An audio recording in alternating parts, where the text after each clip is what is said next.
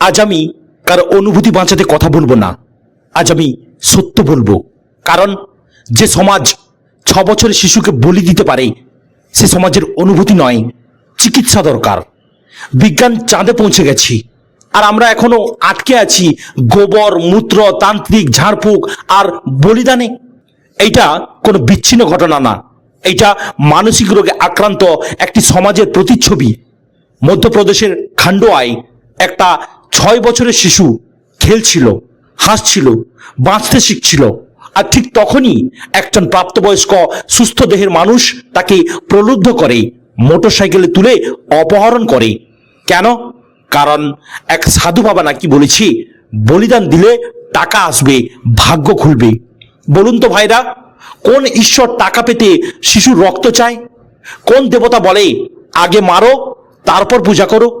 এইটা কোনো ধর্ম নয়, এইটা নরখাদক চিন্তাধারা। 100 জনের বেশি পুলিশ, 100টির বেশি সিসিটিভি ফুটেজ, অবশেষে জানা যায় শিশুটি নিয়ে যাওয়া হয়েছে এক তান্ত্রিকের রাস্তা নাই। সেখানে চলছিল প্রস্তুতি, হ্যাঁ, বলিদানের প্রস্তুতি। এই দেশে যেখানে মানুষ গরুকে মা বলে, সেই দেশেই একটি মানব শিশুকে কেটে দেওয়ার পরিকল্পনা হয়। এটা কি ভণ্ডামির চরম রূপ নয়?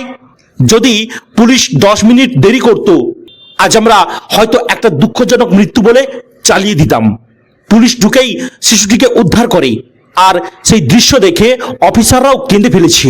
কারণ তারা জানে এটা শুধু একটা বাচ্চা নয়, এইটা সভ্যতার বিরুদ্ধে অপরাধ।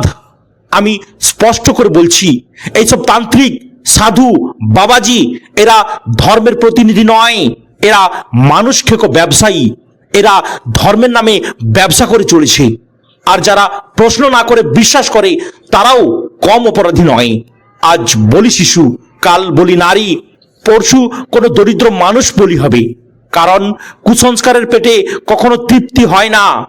আমি আমার হিন্দু ভাইদের বলছি, আপনাদের ধর্মে দয়া আছে, করুণা আছে, মানবতা আছে, কিন্তু আপনারা যদি এইসব নকল সাধু, তান্ত্রিক, জ্যোতিষ, ঝাড়ফুঁকওয়ালাদের আজই ছুঁড়ে না ফেলেন, তাহলে এই রক্তের দাম আপনাদের ঘাড়েও এসে পড়বে।